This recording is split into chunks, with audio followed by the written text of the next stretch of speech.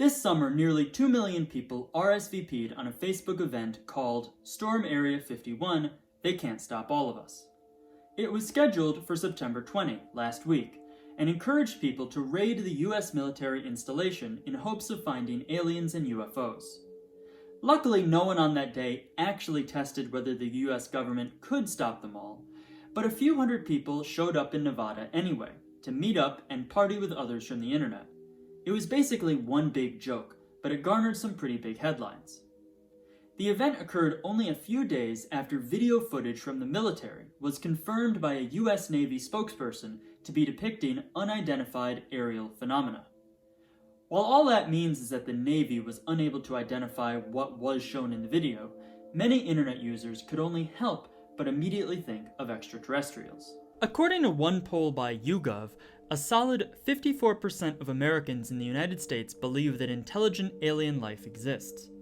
Given that most people in the country believe in extraterrestrials and that 2019 has had a deluge of alien-related news, has this had any impact on people in Connecticut? I sat down with Mike Panicello, the Connecticut State Director of MUFON, the Mutual UFO Network.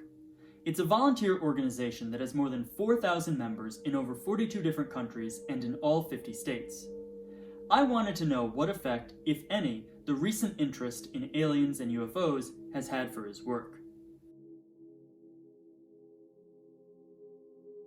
Aside from hosting monthly meetings and other events, MUFON Connecticut handles alleged UFO sighting reports. Their volunteers investigate and try to get to the bottom of what people report seeing, even if it ends up being something banal, like a commercial airplane or a hot air balloon. Mike told me that he was not a big fan of the Storm Area 51 meme. My initial view was that's not a smart thing to do. You don't storm a military base, especially one that has high security. They take security very seriously there. You're just asking for trouble. It doesn't show any kind of positive light on ufology because the serious researchers that are out there that are trying to find the evidence get lumped into these people that are doing this stupid thing where they're going to go look for the aliens. And now everyone thinks that's what a ufologist is we're guilty by association. We have nothing to do with them. So I don't like it. I think it's a horrible thing for them to do. It has done nothing to advance our field. And I really hope they don't actually try and storm the base. But Mike was a little bit more positive about the efforts of former Blink-182 member Tom DeLonge, whose UFO watching organization released the aforementioned video. I commend this person for getting the message out there. Unfortunately, like anything in society, if you have a big name behind it, people take notice. He's a big name because of his band, and so people are listening to him. If that was to be released, if that video, for example, was released on just some Joe Schmo's blog on the internet, no one would give it a second thought. So his profile has definitely helped us, and it has brought attention to the field of ufology, and in fact it has helped our chapter. For example, in June we had one of the members who was on one of the aircraft, so he came to our chapter meeting and we pulled a very good crowd because of that, because we promoted it as, you know, here's a aviator that was on an aircraft carrier during the time he was in flight, during the time that this event was happening, and people wanted to hear that. So it did draw a bigger crowd to our meeting that particular day. Mike stressed that a lot of times when people think they've seen a UFO, that there's often a better explanation. Connecticut's skies are extremely crowded. I mean, you can go to any flight tracking radar on like Flight Radar 24, any of those apps you can download that shows you where the planes are, and you look at our skies, they're incredibly crowded. And I think what sometimes happens is that people, in their excitement of wanting to see a UFO, believe what they're seeing is a UFO. And they're not logically thinking through it. Well, I see a UFO, but I'm a mile from the airport.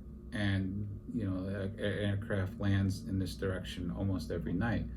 However, Mike himself does strongly believe in aliens, and told me that he believes the US government knows much more than they are telling the general public. Supposedly Nixon knew, Eisenhower knew, Truman was involved with it, because he set up the program to oversee extraterrestrials after Roswell. Reagan knew about it. There was references that Reagan made to it in his diary at the United Nations, his famous speech about being an outside external threat. There's also references that he talked with the Soviets about it at various conferences. Like Clinton tried to get information. Clinton came out and said he never got information, but he probably didn't need to know. Bush Sr., I think, knew. Bush Sr. was in charge of the CIA for a while. There is a reference that George Washington was visited by aliens. I guess it's in his diary. He talks about being seeing an angelic being in front of him. He relates it to an angel, but it could have just been his interpretation of it, because aliens and UFOs in the 1700s, they were more religious back then. It's always been my understanding when you read about these stuff and you read Freedom of Information reports, it's everything is either special access, which is you need to know, or you don't need to know. You don't know. So I think it's very selective on who knows what. There are roughly 8.8 billion planets in the Milky Way galaxy alone that are the approximate size of Earth. Therefore, it seems plausible to me that intelligent life may exist somewhere other than on our planet.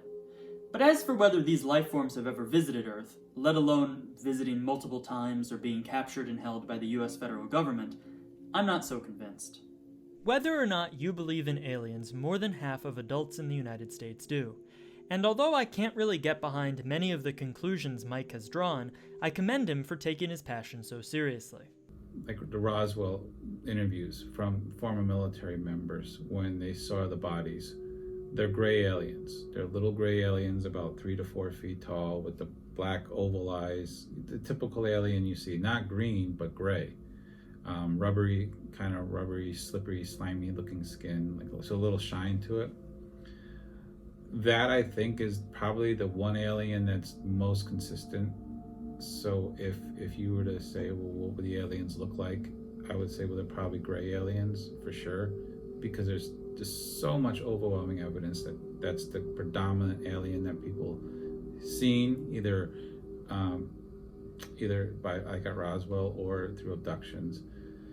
The other aliens that are out there, I mean, they run the gamut. There's supposedly reptilians, there's Nordics, which are human-looking entities that look just like you or I, blonde hair, blue eyes. Those vary. Some say they're good, some say they're bad.